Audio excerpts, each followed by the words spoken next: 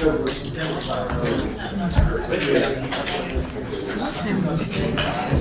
good afternoon. I think that we should get started. I'm sure some other people will come rolling in, but in the interest of getting as much time as possible for you to interact with the panel and for them to interact with you and present ideas, I think we should get going. So obviously, I'm Doug Rouse. I was given the opportunity to help moderate this wonderful group of innovators. And so originally I was going to go through their bios a little bit, and I realized this is published. You can read it. Anyone here not know how to read? Okay, we got that covered. So instead, I think what I'd like to do is, again, with the idea of giving as much time as possible to this group of innovators, to just turn it over to Lauren Palumbo from Love and Spoonfuls, who will kick it off and get us going. All right. Thank you. Thank you. All right, Lauren. All right. This is working? This is working. Fantastic. So my name is Lauren Palumbo. I'm the Chief Operating Officer at Love and Spoonfuls Food Rescue. We're based here in Boston, across the river in Boston. I'm going to get specific. I don't need to go over this slide. Everyone here knows what this is. So, but just to be really clear, the thing that we focus on in our organization is feeding people, and that's the only thing we focus on. So without getting too deep into the numbers, I'm sure you've all at least seen or heard of, if not read, all like lots and lots of pages of the fantastic ReFed report that came out earlier this year. What I wanted to highlight is that this, what you're seeing here are screenshots of sort of the economic impact of the 27 different solutions sort of ranked as most effective to least effective in terms of the amount of economic value per solution. So I highlighted 4 that are on the higher end of the spectrum in terms of why they matter. We're talking about donation regulation, standardizing that. We talk about donation storage and handling. We talk about donation liability education and donation transportation. These are all areas that we work in at Love and Spoonfuls. So those are all areas that we work in. And more specifically, I'm here to talk about what our model is, what it looks like on a day-to-day basis. Certainly, I'm sure everyone here is familiar with what food rescue is, at least in some capacity. Our model is a little unique, so I'm just going to go through what it looks like. We utilize only direct distribution. So right off the bat, we have no storage, we have no facility, we have a small office with some desks, and then we have a whole bunch of trucks, and that's what we do.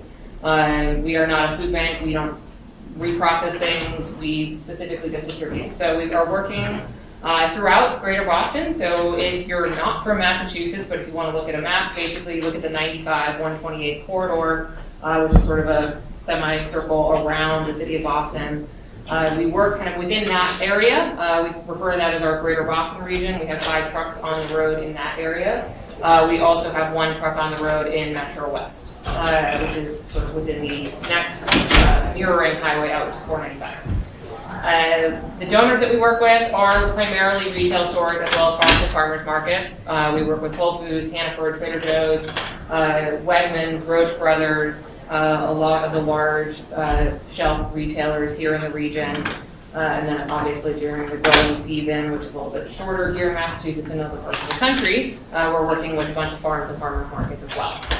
The key things that I'll focus on is the way that we run our operation. So again, we're utilizing refrigerated delivery vehicles and only refrigerated delivery vehicles. We are using professionally trained drivers and only professionally trained drivers. They are our employees. We do not use volunteers in any capacity in our operations. And last, we operate with a mobile inventory tracking system so that we can monitor everything that is coming in and out of our trucks on a day-to-day basis so that we know exactly what's happening at any given point. The last part of the equation is that we are distributing that product to about 110 or more different nonprofit agencies that are ranging pretty significantly in scale, scope, size. We're working with homeless shelters, after-school programs, senior centers, community meals, food pantries, really anyone that's working in their community, is a 501c3, is working on feeding people in some capacity. We work with them to find the right fit with what's on our trucks to match their needs. At the bottom, you'll see the areas that we focus on. We focus very specifically on perishable foods, not just because that's an area that works well with our refrigerated trucks, but because it was an area that wasn't really being addressed when we got started 6.5 years ago. We were not seeing that happening in the Boston, on the Boston side of the river, so we were trying to make sure that that was being dealt with without really infringing on sort of the more traditional feeding programs. What we don't do, this is a little bit of a sort of compare and contrast here. So as I mentioned before, we're working only with employees, not volunteers. When we use our own vehicles, we can ensure that we're doing things in a safe capacity, again, with that refrigeration. When we're working on a consistent schedule, we make sure that it works for our vendors. We show up when we say we're going to show up, and we try not to miss any collections unless something really weird happens. When you're working with volunteers, the way that we've heard from a lot of our vendors is if someone gets sick, or there's a dog in the car, or who knows what else is happening, it's very hard to guarantee that that food is being transported safely or in a manner that's working effectively for your vendor. We're digitally tracking the product, as I said, to allow for accurate reporting on both sides of the equation. And because we have that wide network of agencies that we're delivering the food to, we're able to make sure that the food is going to where it can best be used. I'm sure you've all heard of a situation where a local grocery store is paired up with a local food pantry, and maybe the food pantry only runs 1 day a week, but they're expected to pick up the food 5 days a week. It doesn't really make sense. We're talking about close-dated, highly perishable food that's going to be spoiled by the time that food pantry rolls around, and now we're just moving the waste from the grocery store to the food pantry, where it's pretty unlikely they've got a compost bin. So what we do is we work both with stores, with agencies. We try to find the best solution. We will sometimes have an agency that's collecting 1 day a week, but then we'll collect the other 4, or maybe we'll collect 5 days a week and we'll do a direct distribution to an agency that's targeted by the grocery store. We also offer guaranteed services to our vendors. We will come in and do training. We'll provide materials to make sure that their entire staff understands who we are, what we're doing, where the food is going. We will come back and do it as many times as we need to keep everyone in the loop. We know there's a lot of turnover in the food retail industry, so it's not uncommon for us to go back and do a training at one individual store a couple times a year. They also get access to our management team and any troubleshooting that's necessary to make it work. To date, in 6.5 years, we've rescued more than 4.1 million pounds of food. We just had our busiest week ever, rescuing over 41,000 pounds of food last week. As I said, we have 6 trucks on the road doing this day in and day out. And at the end of the day, we all know it's a triple bottom line solution. It works for our vendors, it works for the people that we're working with, it makes sense for the environment, obviously. And the last thing I'll leave you with is, again, we usually see this replicated as like 15% less waste. It could just be 25 million people, but we also know that there's 49 million Americans that are food insecure, so I don't really see the problem with doubling that stat to 30%. Could actually just wipe out the problem. And that's what we're here to do.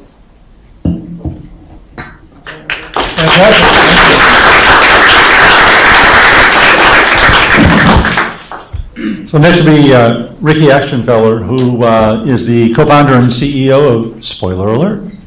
Thanks, Doug. Hello, everyone. My name is Ricky, and we are a technology company based here in Boston that is designing a technology collaborative online platform that helps food businesses, farms, and nonprofits manage otherwise unsold inventory, and to use technology as a collaboration tool, a connectivity platform for connecting those that have food with those that can do something with it on the full spectrum of healthy food fit for human consumption that has life for as animal feed, as donations or discounted selling, to organic waste that can be used for animal feed or the likes. So our perspective is that data and supply chain mapping can be incredibly powerful as a tool for moving product that's being thrown out. And our perspective is a lot of food gets wasted not because it's spoiled or expired, but because there's storage constraints or real-time connectivity and a lack of communications between those with it and those that can do something with it.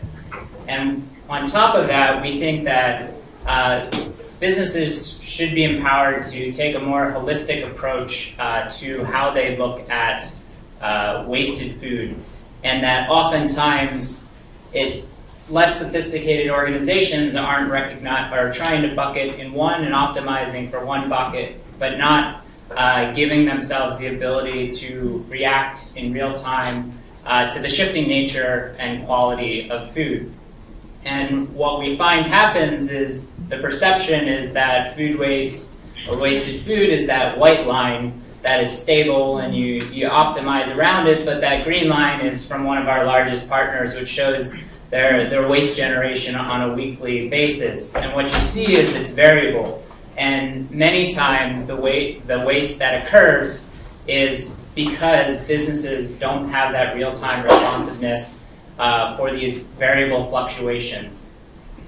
So what we started working on about a couple years ago was how technology could be used to bridge the gap between organizations that have it and those that can do something with it. My background is in sustainability and climate change. Before grad school, I was doing a lot of carbon, energy, water work with big food companies like Walmart, Dean Foods, US Foods, Darden Restaurants. And through that work saw how supply chain mapping could really impact the way that businesses were making decisions. And we put our heads together in school, and now for a year have been working on what Spoiler Alert is today, which is, again, a Boston-based startup. I'm going to skip ahead. What it takes the form is a web platform that allows organizations to connect and collaborate at a local or a regional level. What it offers is the ability to post food in real time, capture basic information about what it has, and connect with local organizations that can do something with it. We incorporate all the communication capabilities, in-app messaging, text messaging, as well as a system of filters and notifications that puts the two sides of the market, supply and demand, in complete control of who gets that food, who sees its availability, and the type of food you're notified of. So it's a tool that can support both private network collaboration, existing relationships, as well as open marketplace sort of transacting in a way that we don't think has been done sufficiently at a large scale. So we launched our platform as a starting point in a beta release here in the New England area at the end of last year. We have all of the large food rescue organizations in the city on there, including Lovin' Spoonfuls and Daily Table, and it's working great. Our ultimate goal is for this to be a platform that we can unlock anywhere in the country. Again, we have no intention of ever owning vehicles or owning food inventory, but rather to support the work of organizations like on this panel to procure food, to manage the food that they have, and to move it within their existing networks. Another example of that is we have a local network of farms in Maine that are using it to support a gleaning initiative to collect extra product from local farms and get it into their markets. These are just a couple examples of how it's taking form today. But again, we're taking the approach of walking before we run, but once we have that formula figured out, we want to expand this to other parts of the country, and again, not just limited for food donations, but a tool that can be supporting liquidated buying and selling, as well as organic waste diversion, connecting byproducts from manufacturing to local farmers and the likes. Just being, I guess, cognizant of time, in addition to the marketplace component, we've focused on building out a real enterprise software component to what we're offering, which takes all the sort of basic elements of the marketplace tool and introduces inventory management and accounting capabilities. So what we allow is for big wholesale distributors, manufacturers, grocers, detailed visibility into where their product's going so that they can capture key financial, environmental, and social metrics, as well as the relevant accounting support so that they can claim tax benefits at the end of the year. The ultimate mission for what we're going for is we want to be the marketplace platform, the brokerage tool for creating and building these secondary markets for unsold inventory, and would welcome any comments and questions about how we can support the work you're all doing around the country. Thank you.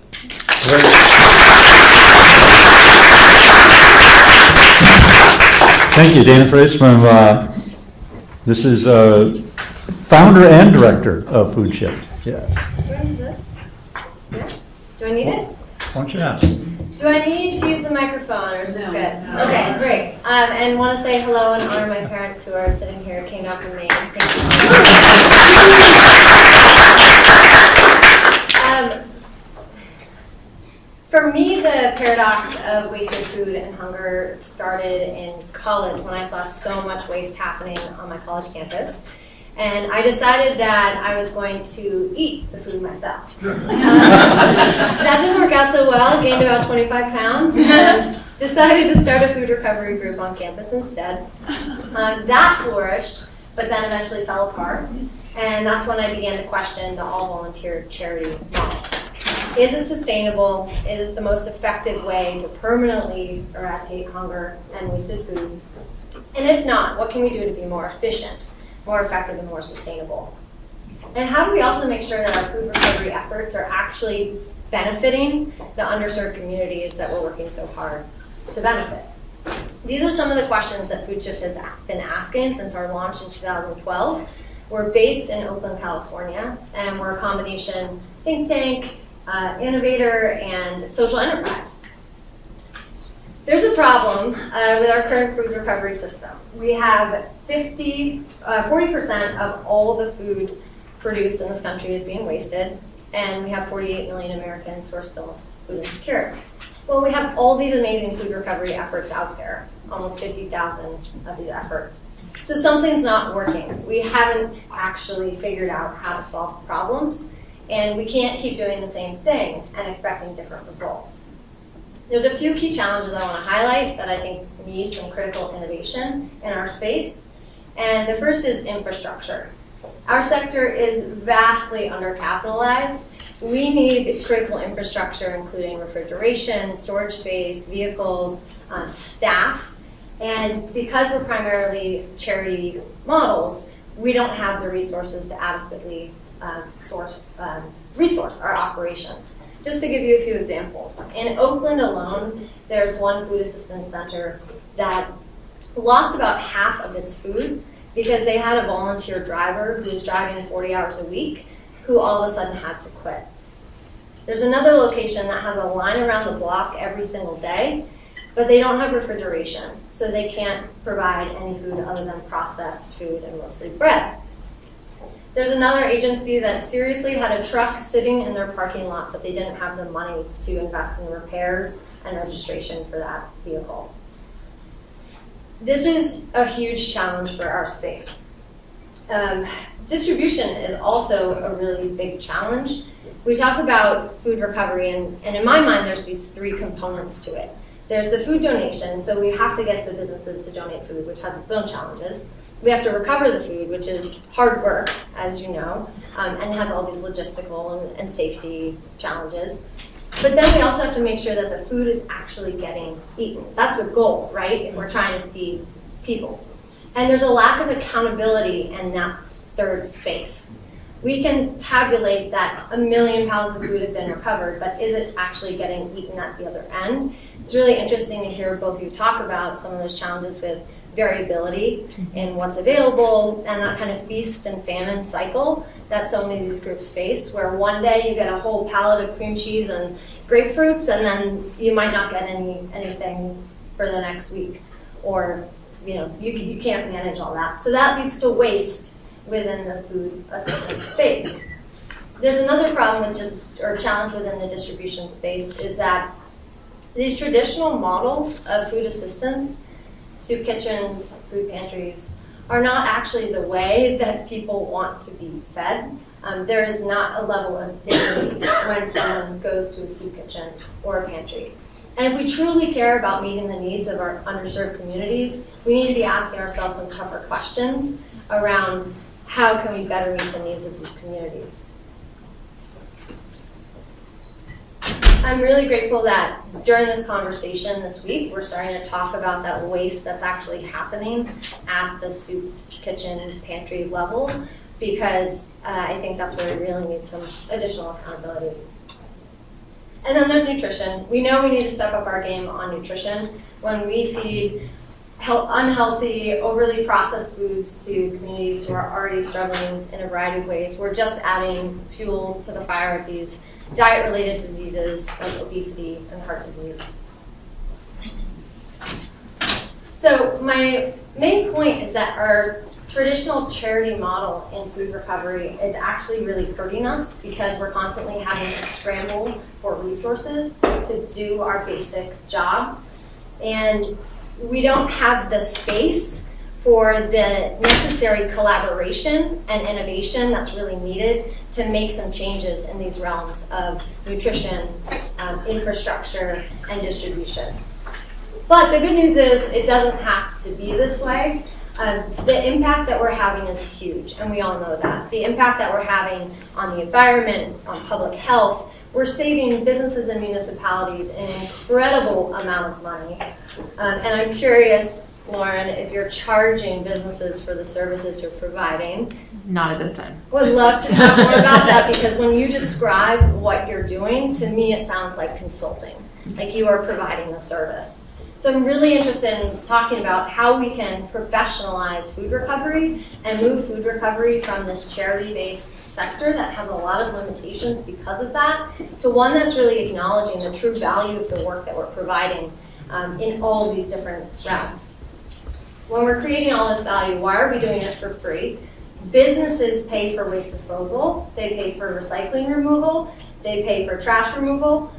So this doesn't make any sense that with all the value that we're providing, we're doing it for free. And we can look no farther than the recycling movement to actually acknowledge how a sector went from being mostly volunteer to being professionalized. Now, all over the country, there are recycling workers who are paid quite well, in fact. They have training, tools, systems in place to do their jobs effectively. We can do the same thing with the food recovery sector, and in my mind, it's really necessary that we do that.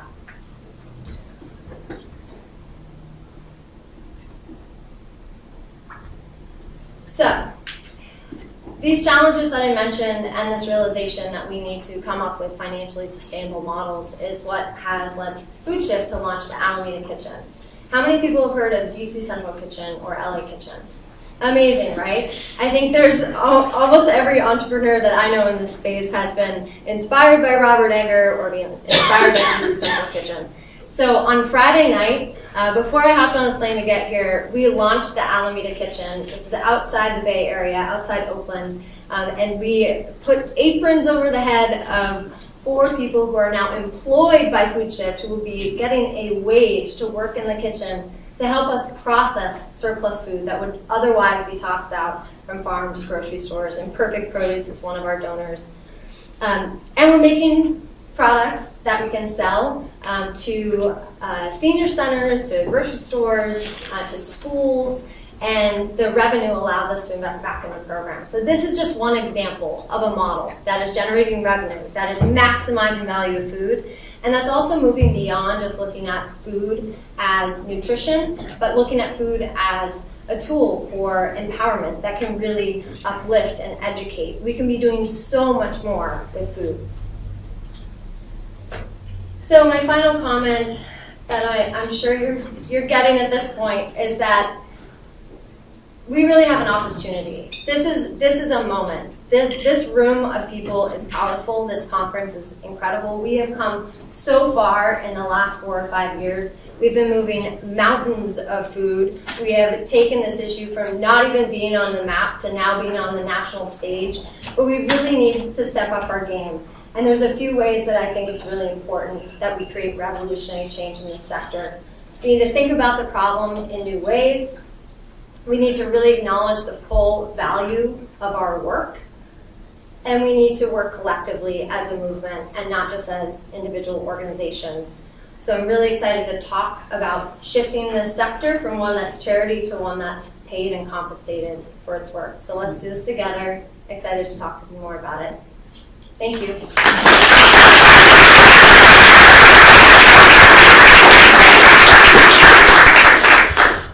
Thank you, Dana. And finally, we have Tessa Pulaski, the Director of Research at Misfit Juicery. So yeah, quick shout out to Amy from Juice Essential Kitchen, who's here. Yeah. And I'll also keep this short so we can get to questions. So I'm Tessa Pulaski and I'm part of the Misfit Juicery team. I had a great time participating in the workshop yesterday and meeting so many incredible individuals who are doing groundbreaking work in food recovery. I'm excited to share Misfit's story with you this afternoon. Based in Washington, D.C., Misfit Juicery was started in October 2014 by two of my best friends in college, Phil Wong and Ann Yang. After studying international relations and sustainability, the natural move was to start a juice company. While others were out of bars, I have fond memories from senior year of juicing in a bar with Vitamix in Phil's kitchen, figuring out some of our first flavor combinations, and giving out samples of juice at our first demo in our university library. Now, we fortunately work out of a commercial kitchen space in Washington, D.C. From the start, Misfit's tagline has been, "This is not a juice company," letting our customers know that while we want to provide a delicious product, our mission is to fight food waste. Each year, 20 billion pounds of fruits and veggies go to waste because they are the wrong shape, size, or color for sale at retail. Misfit uses this produce in our juice, as well as tops and trimmings from fresh cut processing. At Misfit, I've headed up Meet the Misfits, a journal series in which we interview changemakers in the food waste, or wasted food sphere, with Doug Rao dropping knowledge in our first installment. So under Phil and Ann's leadership, we on the Misfit team have worked on inverting notion of looks and value in food. As we well know, wastefulness is a huge epidemic, and importantly, consumer awareness is really burgeoning. So with both of these trends in mind, we're marketing products that invert the paradigm of waste. And the very first of those is cold pressed juice. Ultimately, we see ourselves not just as Misfit Juicery, but as Misfit Foods. However, we don't get there unless we nail our first product. So where do the Misfits come from? Since we're juice, we can source from the entire value chain. We source from farmers, distributors, and fresh cut producers. We pay our farmers a fair value for their goods, which in our opinion signals that this food does have value. While we still predominantly source from farmers and distributors, processing waste is a key and sometimes overlooked aspect of food recovery. When processing facilities create products like carrot sticks and fresh cut watermelon cubes, what happens to the peels, tops, and trimmings? Often, they end up in landfills. As a juice company, we're able to use fresh cut scrap waste in our juice. Scrap waste doesn't sound all too sexy. Thomas McQuillan from Baldor has worked to overhaul fresh cut production with the goal of going 100% waste-free through the new Sparks program. Sparks, as in scraps spelled backwards, is a name that avoids the stigma of garbage and suggests something small, catalyzing force. This is an aspect of the supply chain that we're super excited about, and you can hear more about Thomas's work tomorrow. Finally, we see entrepreneurship as a community endeavor, and this conference is a testament to that. So we're looking forward to working with you to continue to find meaning in the Misfits. And finally, be sure to try some of our juice tomorrow that we're bringing by the conference if you didn't have a chance to try it yesterday at the workshop. Nice.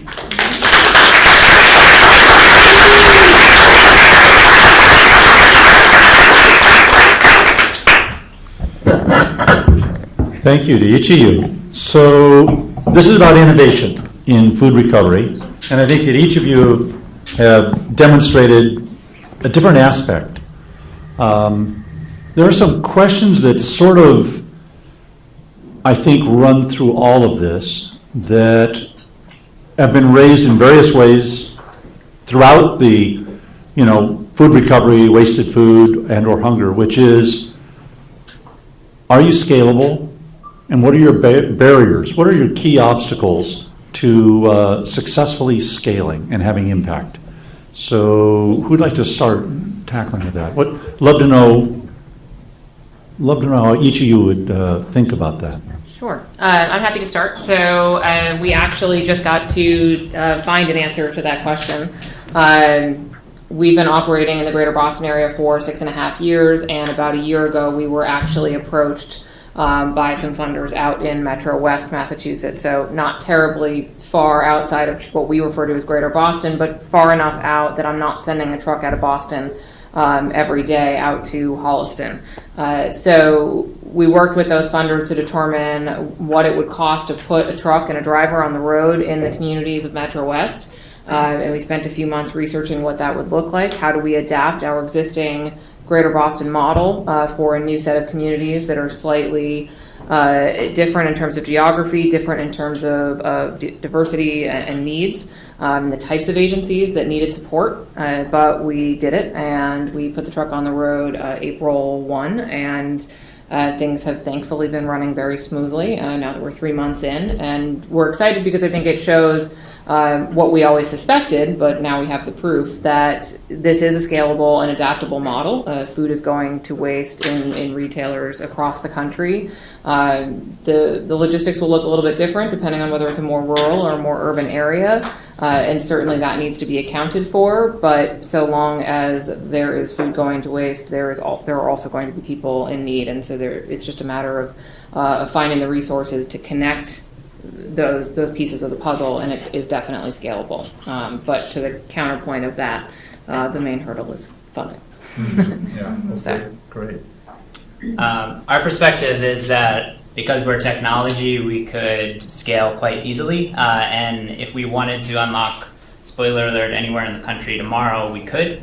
But we are, again, walking before we run, and I think what we are actively trying to figure out is what is the right formula of supply and demand and stakeholders on both sides of the platform to make that sort of marketplace thrive and successful.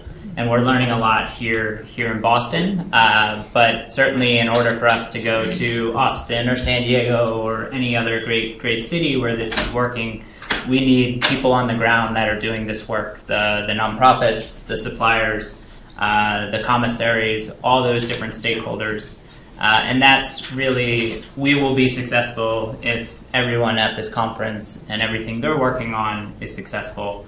Where we're focusing on for now, our challenge is getting supply, going out and engaging big food businesses to serve as anchor tenants for our platform here locally, and then as we look to expand, and we're getting close to disclosing some of those big ones that are in the works, but that's the challenge and the opportunity that we're presented with today. So we're actually in the process of scaling right now, so we're definitely feeling some of those growing pains, but it's also a really exciting time for the company. So we started out of DC, and we're selling out of wholesale, about 50 locations in DC, and we just launched with Baldor in New York City, and then we're expanding to the East Coast, hopefully to be in Boston soon.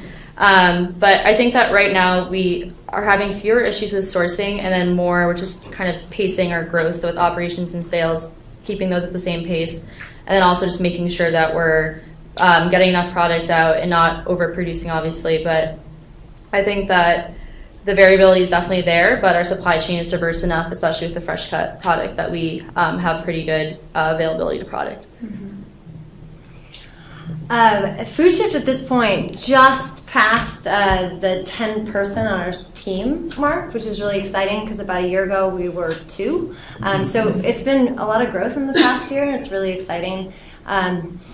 We are looking to move into a bigger kitchen next year. So the kitchen we're in currently is small-ish, and we're excited to employ more people in the Alameda kitchen. But one of the things when I think about scale is how do we actually scale the movement? Because we care about scaling Food Shift, yes, but another part of our work is how do we scale this movement? And I think that's where the conversation is really important around us thinking bigger than just our individual efforts. But like you said, Ricky, if we all succeed, we all succeed. And so how can we be pulling together to really put more pressure on policy to make policy initiatives that support our work and hold businesses more accountable so that they're doing the right thing. So I should mention that we have, I think, 2 nonprofits and 2 for-profits sitting here. So an interesting question comes up. Of course, there's all sorts of challenges, both for nonprofits and for-profits in funding and in resource restriction. But in what way is either in this space of food recovery, are you finding that there's any difference being a for-profit or a nonprofit? Is that impacting your ability to recover Are tax policies different? You know, or do you need to have changes in code? How's that impacting? I mean, I think for us, we are certainly a nonprofit, and I think the biggest challenge, to Dana's point, is right now the movement is just not in a position where we are able to charge for our services. We talk about the recycling correlation as well, and I think you look at an industry that shifted over a number of years from being sort of on the outskirts and only having the people that were super green doing it to it now being the norm. Even just 6.5 years ago when our founder started the organization, you couldn't have convened a room of people like this. So we're seeing the movement shift, but when we get to a point where this is the norm across the board, maybe that's when we can start talking about different funding models. But right now, there are still major retailers here in New England and across the country that are not participating in any sort of food recovery effort. So it's impossible for us to walk in the door and say, it'd be really great if you set aside the product that you're not selling and kept it out of your compost bin or kept it out of your dumpster, but also will you pay me? Mm-hmm. Yeah. One way we were able to address that with a small grocery store in called Andronico's in Berkeley, California, was we proposed to them this contract where they hired us to do a waste analysis in addition to training their staff, which it sounds like you're doing, setting up signage, getting the proper bins, setting up a distribution point for them. And they hired us for this 3-month contract where we set that all up for them. And through that, we were tracking waste in their dumpsters. And very quickly, after about a week, we were able to demonstrate that their waste had gone down incredibly, and they were actually on track to save $27,000 a year in reduced waste disposal costs. So I think that's just one area where if we start tracking how much we're keeping out of their waste bins, we can actually start to use that as leverage.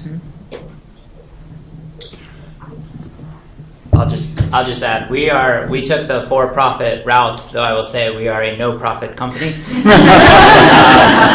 I joke that we are on the brink of becoming a real company, but we are very much mission-driven, and I think what we decided for the for-profit route was the type of company we wanted to build, which was technology-centric, and we wanted to create a sustainable model for us to pursue that, and that certainly impacts the type of funding opportunities we pursue, which lumps us more in the technology world, which is more venture capital type backing. But we believe that's important for us to be able to continue investing in product and for us to expand to other parts of the country. But the mission, the environmental, the social side is very much still core to the company we will become. Yeah, we are currently in a seed round, if you know of anyone who would love to back Misfit, but we're in a similar stage. We're very early stage, so at this point, we're very just mission driven. We want to stay mission driven, but we actually partner with DC Central Kitchen on sourcing and on hiring productions assistants as well. So we want our social mission to run through how we source, how we hire people to produce our juice, and as we see it, there's in any major social issue and tackling that, you need to have profit and nonprofit actors. So we really want to stay close to a lot of the nonprofit actors, especially in DC, but it's really a tight-knit community in DC especially. We've never really perceived any tension between those different kind of groups.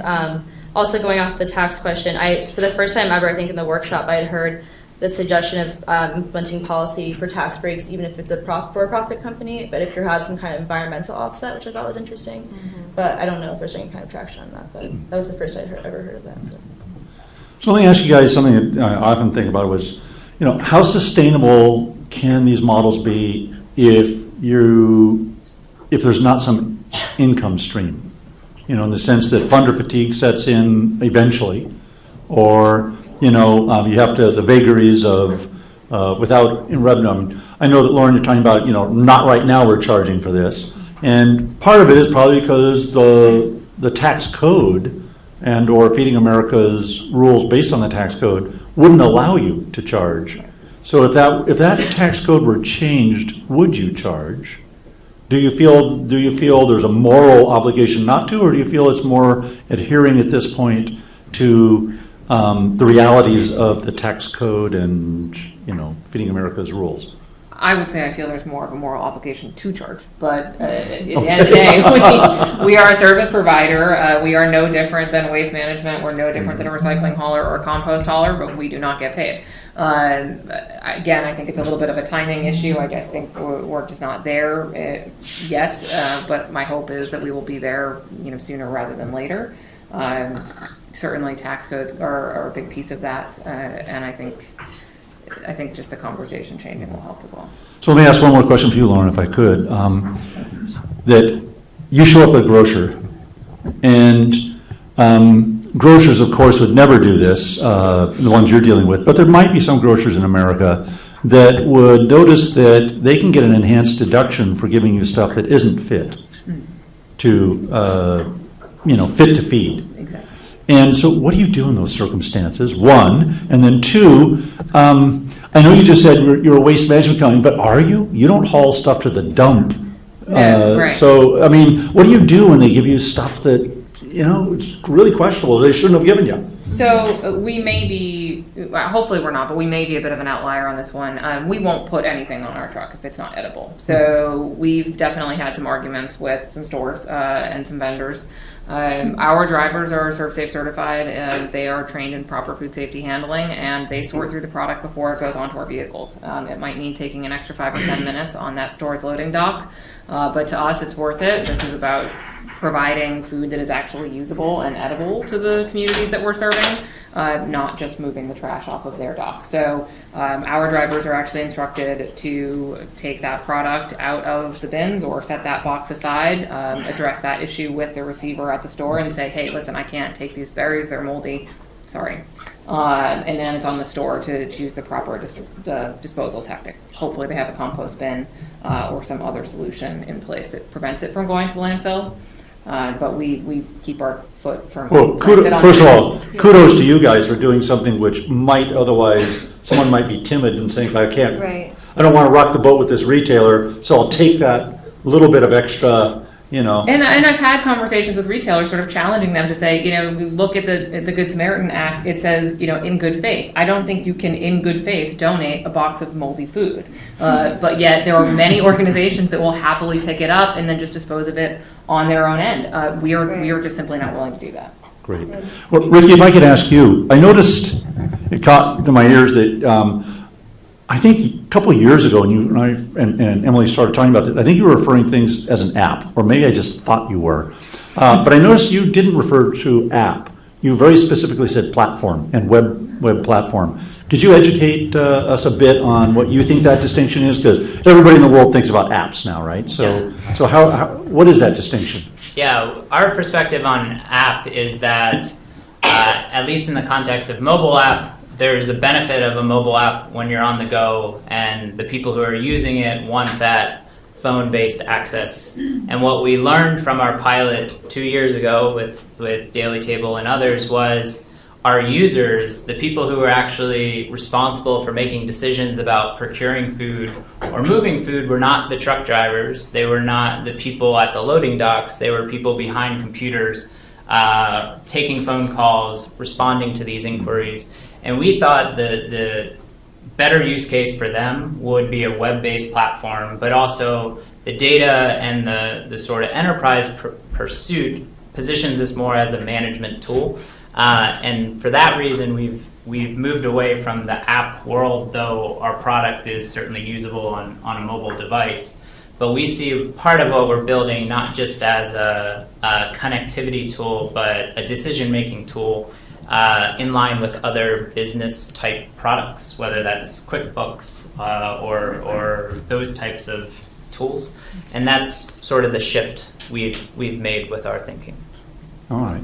Well, one more for you, if I could. Yeah. So you've talked a bit about variability in waste generation and breaking down of some relationships. Can you give some examples, sort of how that's played out on your platform or what's happening?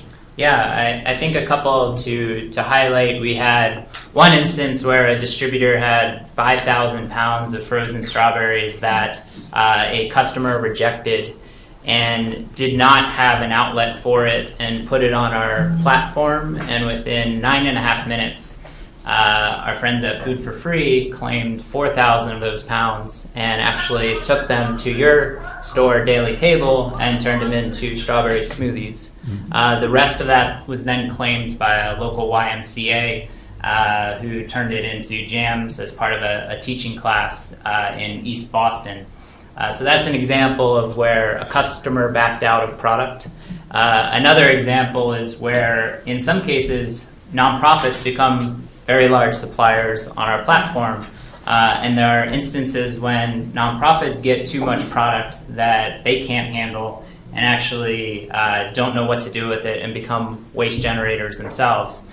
We've had some examples with a lot of hummus that have been moving that product back out and redistributing it to local nonprofits. And we're grateful for you to do that.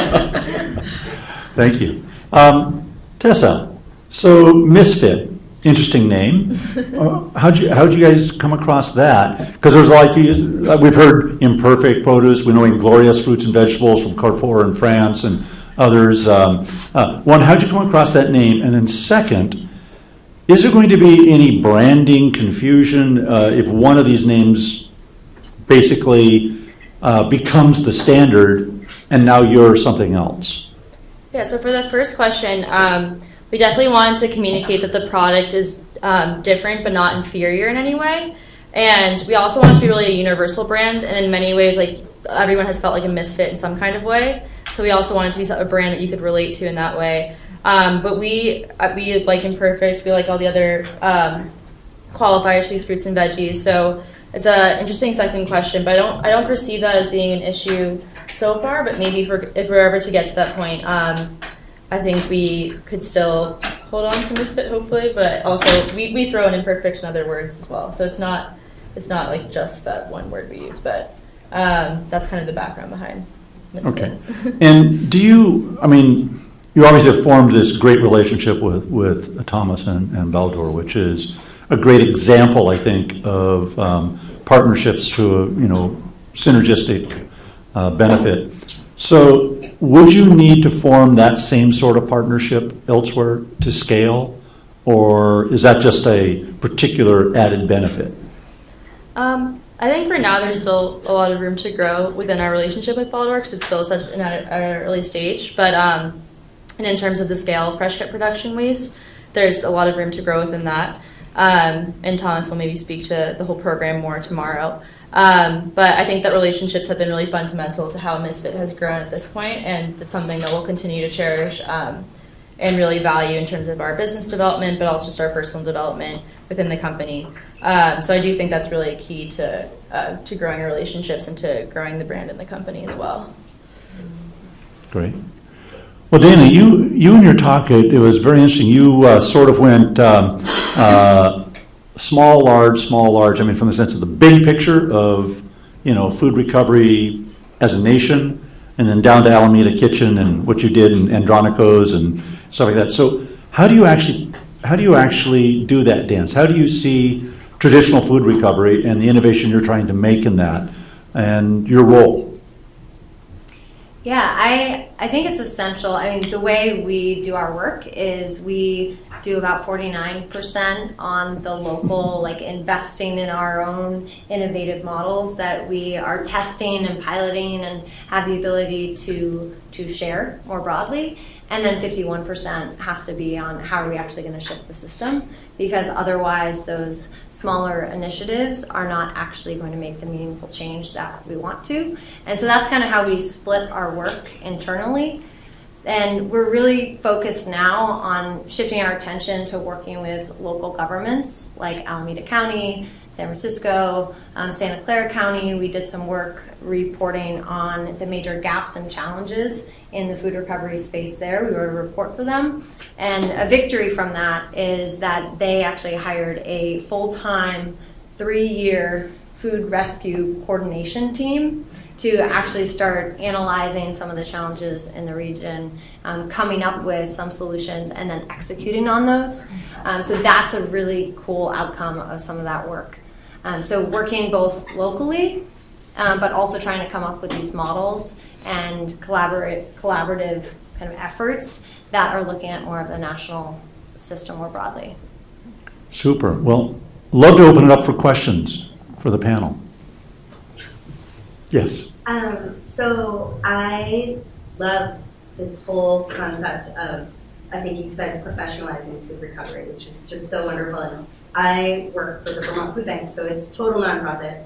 It's really hard for me to shift my brain over. I like the idea of shifting my brain over, but I get locked up on all sorts of random, very small items. So one of them, for instance, is, Lauren, you mentioned the moldy asparagus. So, and you have to have this argument with somebody that, maybe not an argument, but you have to explain why you can't take moldy asparagus. And perhaps that might be a discussion that, I don't know how easy or difficult that might be.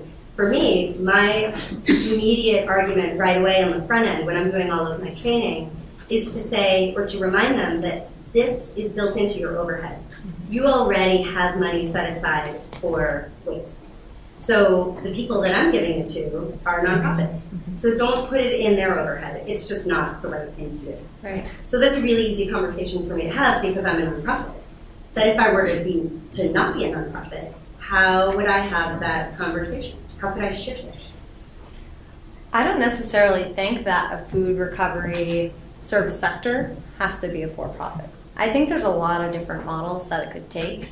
I know that recycling and composting initiatives are, some are private, some are public-private partnerships, and so I think that's yet to be discovered what that could look like, and that's part of what we're interested in exploring is what would that look like and how would it work and who needs to be behind it, and I think that's where some pilots can be really effective at kind of testing it out and really tracking what the true value is of doing that.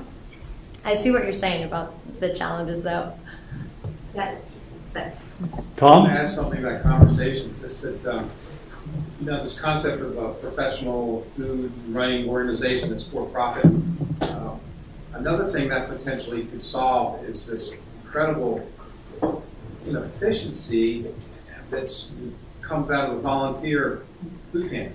In other words, hundreds and hundreds and hundreds of people cobbling, sort of figuratively, cobbling their money together into a pool where somebody will go do the pickup themselves. So there's a lot of money that's being wasted in that aspect that doesn't have to be done in food pantries and shelters can focus on getting meals to people if they would contribute to, say, a subscription service. Right.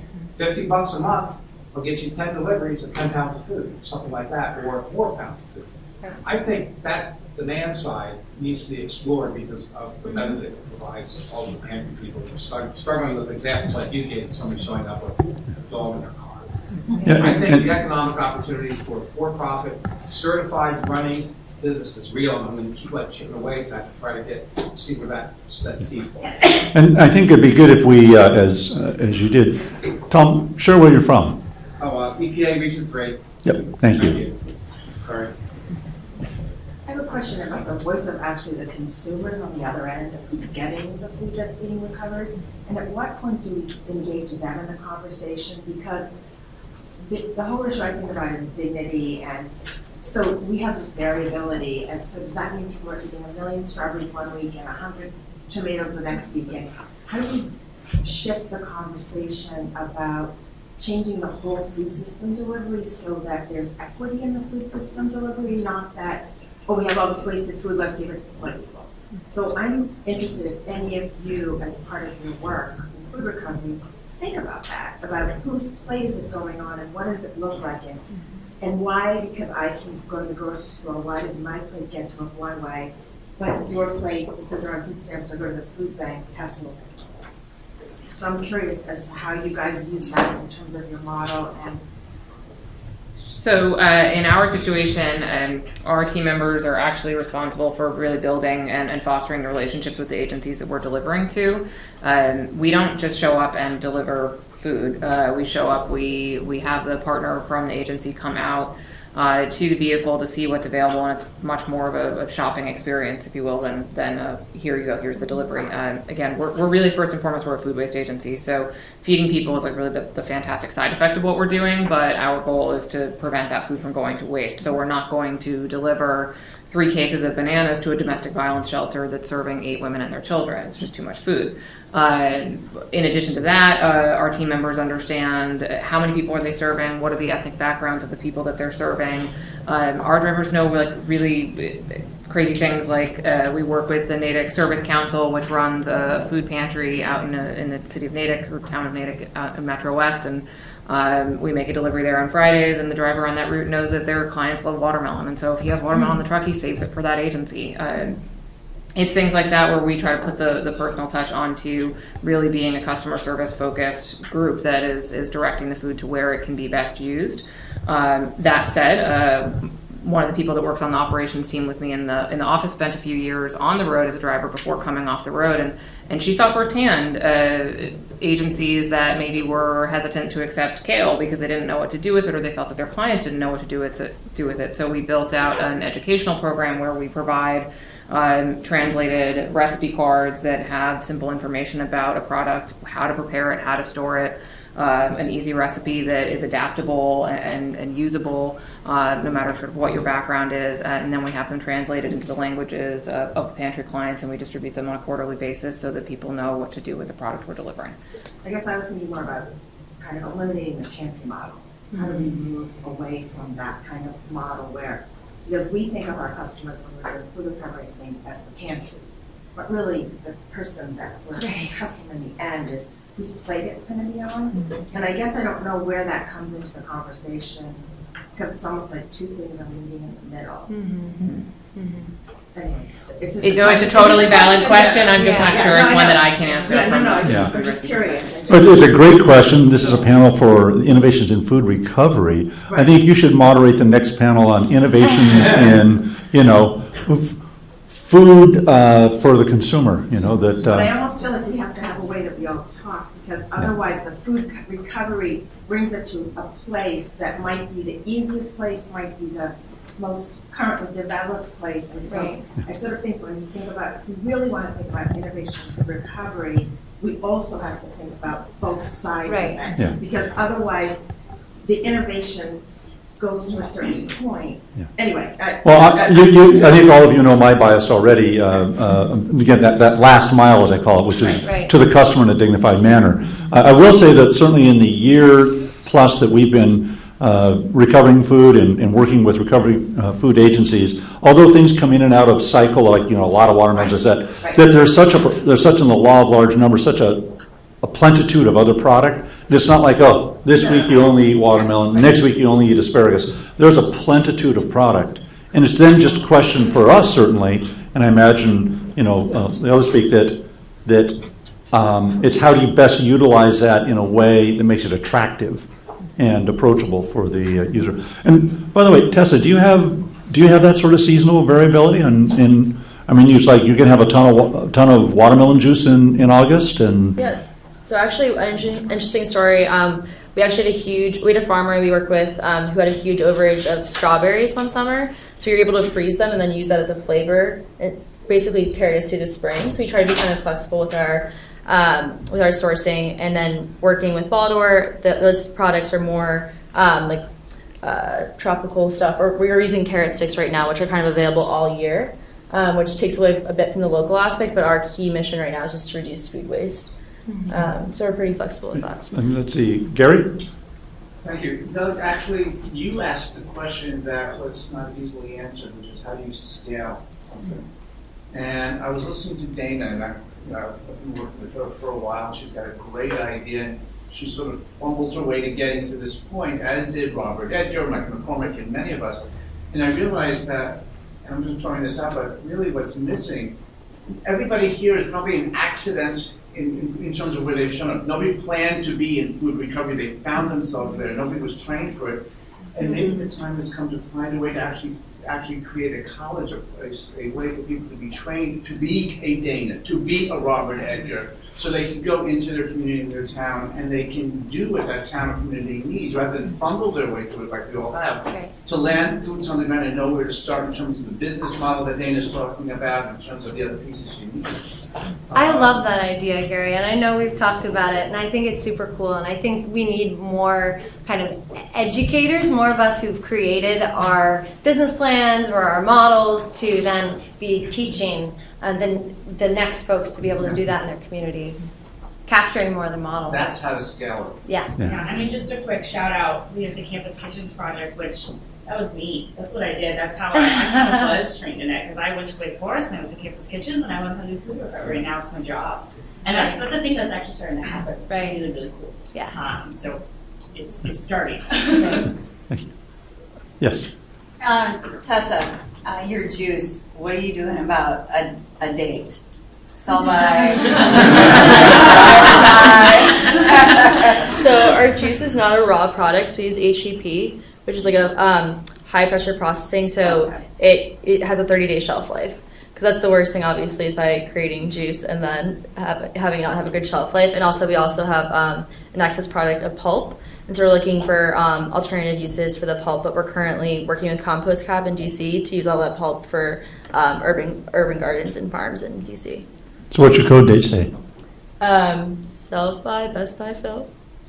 Just as a date. Yeah, I think it just says date. I think it's from their production. yeah. So there's just a date. It doesn't say used by, best flavor. Probably won't make you sick by. Okay. Let's see. I'm going to get some other people who haven't had a chance to ask questions first. Yeah. Just a kind of a mechanical question about the operation of Spoiler Alert. Are you more of an active broker, or are you more like an eBay model? You're just allowing people to get together and do their own transactions?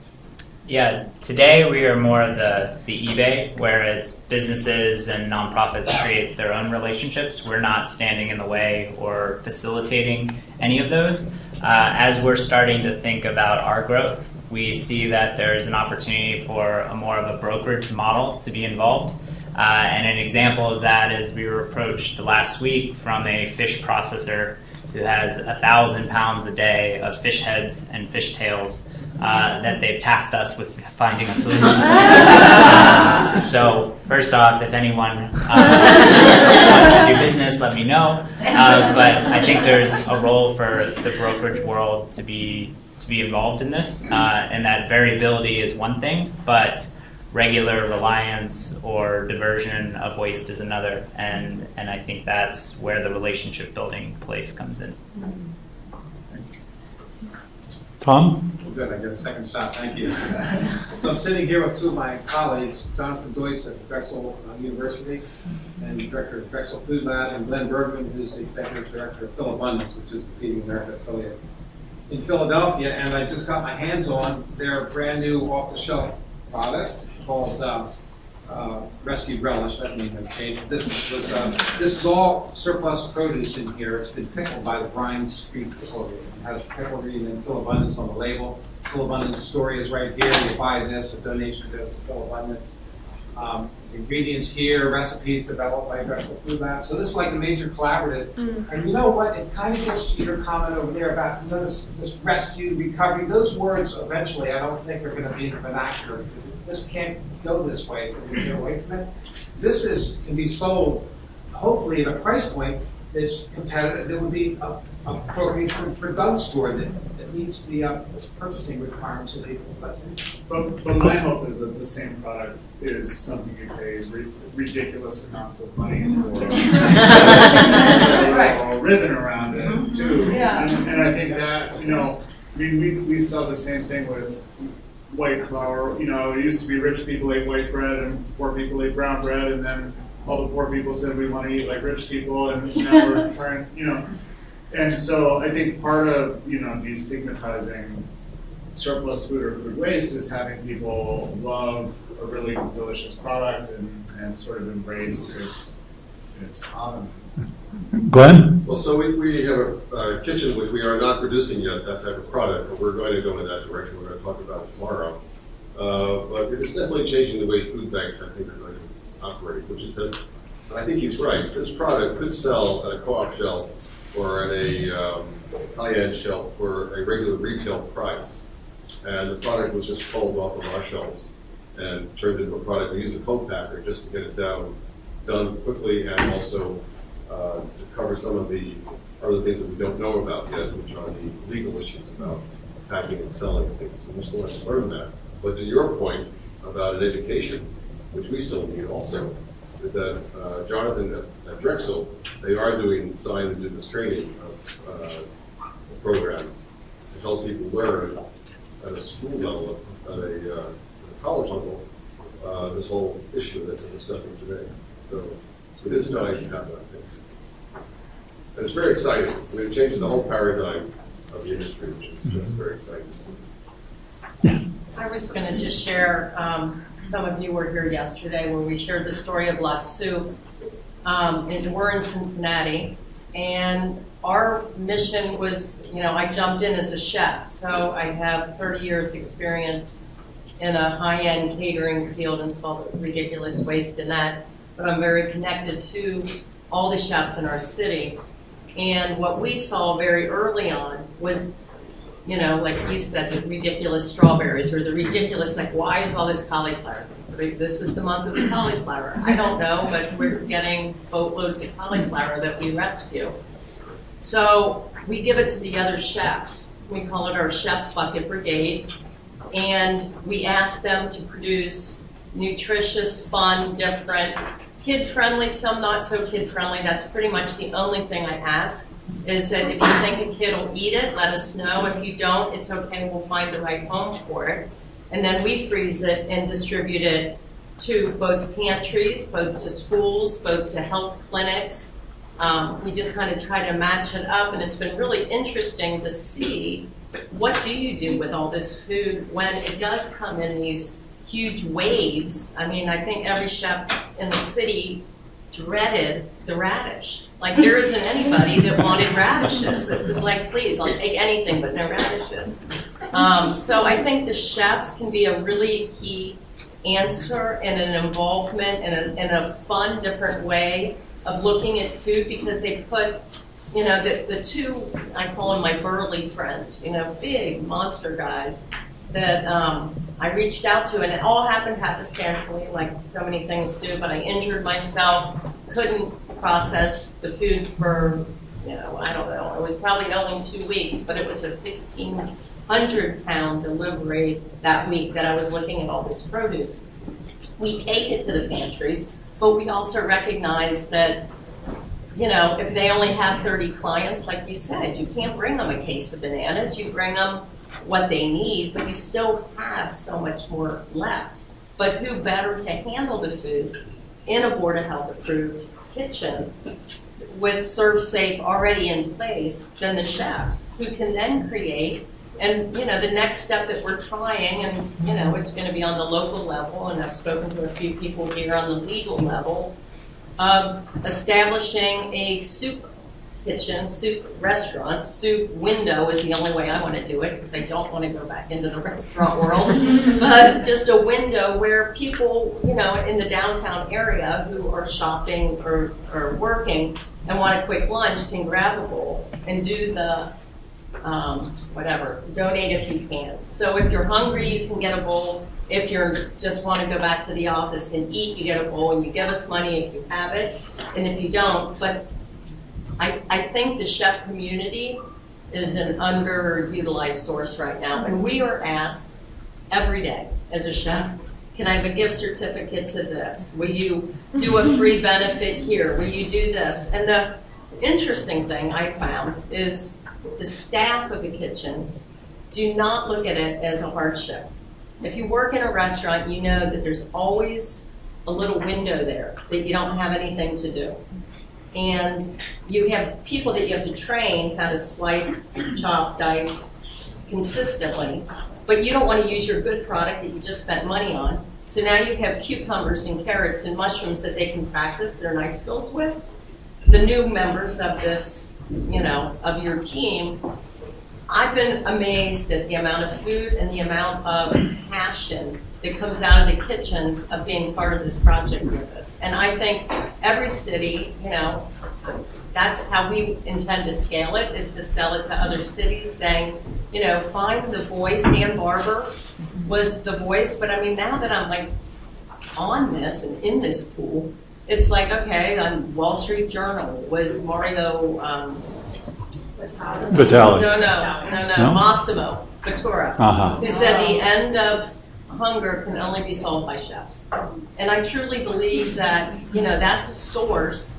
That Hey, if you're a is- hammer, all the world's a nail. Yeah. So let me, in the interest of time, let me ask the panel for a last word, if I could, because I know we're about to end and I want to get back. If I could ask you, what innovation would you like to see in food recovery that doesn't exist yet? Or what is there that you would like to see if you were king for a day? How would you innovate in food recovery? What's missing? I would make it mandatory for all retailers to participate. Okay, all right, There's a lot of good. untapped inventory out there. Yeah. Ricky? That's a tough question, Doug.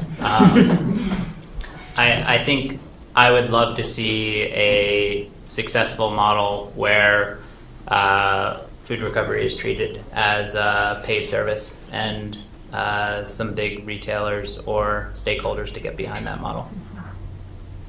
I'd probably say like consumer awareness than consumer participation in food recovery, just to bring it closer to home and recognize what goes to waste when you waste food. Dana? Acknowledging that food alone won't solve hunger, and looking at a food recovery service sector as a way to create jobs in the green economy and provide jobs for people who need them the most. Great. Well, let's thank our panel. Thank you.